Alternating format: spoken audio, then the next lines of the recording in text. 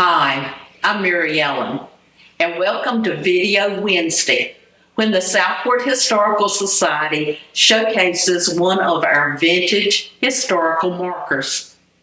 These markers were replaced many years ago and were put in storage. We've cleaned them up and will be auctioning them online beginning 31 May through June 24th. Join us on our Facebook page every Wednesday until then and enjoy our videos of these vintage historical markers. Our vintage historical marker today is a testament to the Black businesses in Southport. A thriving Black business community grew throughout Southport for the first half of the 1900s, and some continued in later years. These businesses centered near the intersection of Howe and St. George Streets.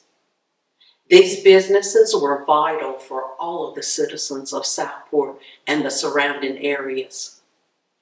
Growing up in Southport, several of the businesses remained open into the second half of the 1900s. Two that I especially remember, and many of us could not forget, were Mr. McKenzie's Confectionery and Highway Cleaners.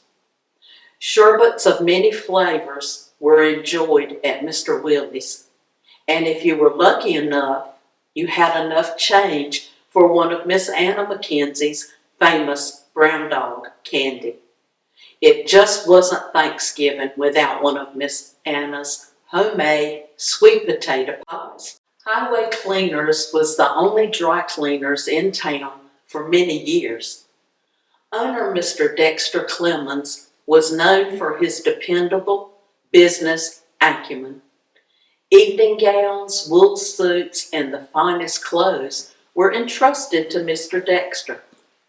Mr. Dexter was known for his kindness, especially to children. We knew him as the Cookie Man, as he always had a cookie for the children when he made home deliveries.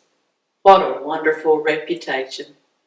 It's my pleasure today to introduce our presenter, Miss Patrice Frink.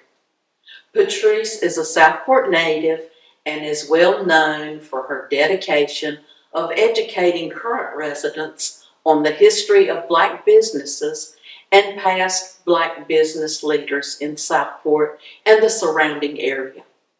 Enjoy Patrice's personal story of her family's business, which is listed on the vintage marker. Let's welcome Miss Patrice Frink. Hello, I am Patrice Frink, and I'm here today to introduce the Black business historical marker.